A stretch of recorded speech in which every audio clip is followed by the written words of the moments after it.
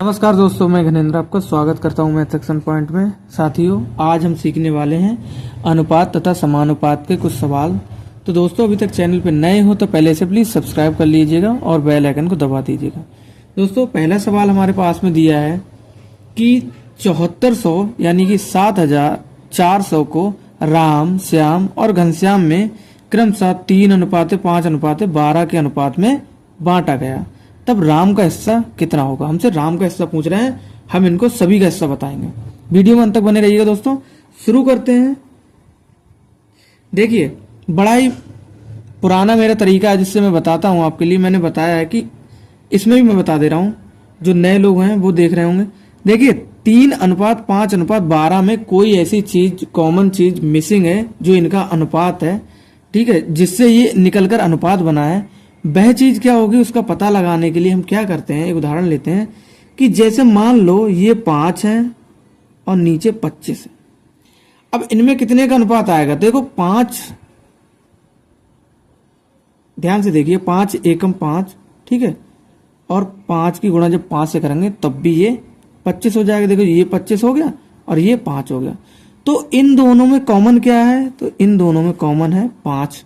5 को हमने खींचकर बाहर निकाल लिया, बचा क्या, दोनों में से हमने कॉमन लेकर बाहर निकाल लिया, यानी 5 से 5 काट दिया, ठीक है। तो बचा क्या हमारे पास में दोस्तों, 1:5, यही तो बचा।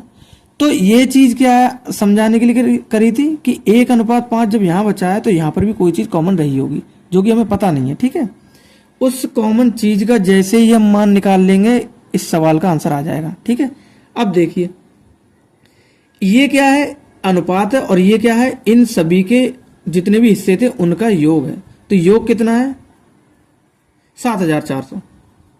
यहां पर अनुपात कितना दिया है, तो 3 + 5 + 12 लिख लिया हमने। तो हमने यहां पर क्या, इनके साथ में कॉमन क्या था हमारे लिए पता नहीं था, हमने वो x मान लिया, ठीक है, वो हमने x मान लिया। इन तीनों को हमने जब जोड़ा है तभी तो हमारे पास में 7400 आए। अब क्या करेंगे, बारी बारी से हम इन सभी को जोड़ लेंगे, ठीक है। जोड़िएगा दोस्तों, तो 3 और 5 8 हो जाते हैं, 8 और 5 देखिए 12 है, ध्यान रखिएगा, ठीक है। 3 और 5 8 हो जाते हैं, 8 और 12 तो ये 20 हो जाएंगे, ठीक है। और 20 क्या है, तो दोस्तों x है 20, ठीक है। यहां पर हमारे पास में 7400 जैसे थे वैसे ही है, ठीक है। यहां पर क्या करेंगे, हम x को रोक लेंगे, ठीक है, 7400। अब ये जो गुणात्मक चीज है जो यहां पर कहां जाएगी, तो ये गुणात्मक चीज हमेशा बटे में जाती है। गुणात्मक चीज बटे में, हमारे गुरुजी कहते थे गुणात्मक चीज बटे में। तो दोस्तों देखिए, गुणात्मक चीज थी जो वो बटे में आ गई, ठीक है। एक जीरो से हमने एक जीरो काट दिया, ठीक है। सबसे पहले ये काम करते हैं, इससे पहले और कुछ नहीं करना है, ठीक है।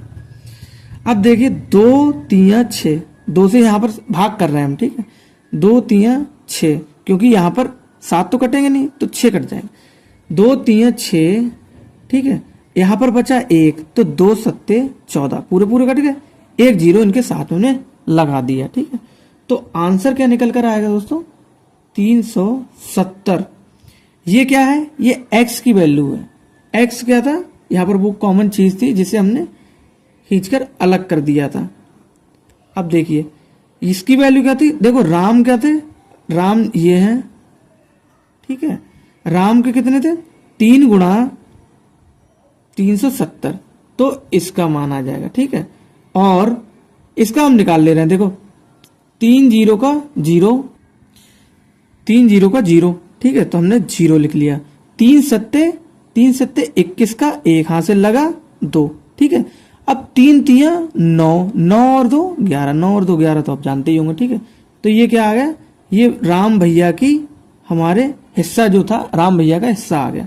बारी बारी से आपका काम क्या है, यहां पर श्याम जी का हिस्सा निकालेंगे। क्या करना होगा आपके लिए, देखिए यहां पर कितना, इनका हिस्सा कितना था, तो इनका 5 था, अनुपात क्या था, 5 था।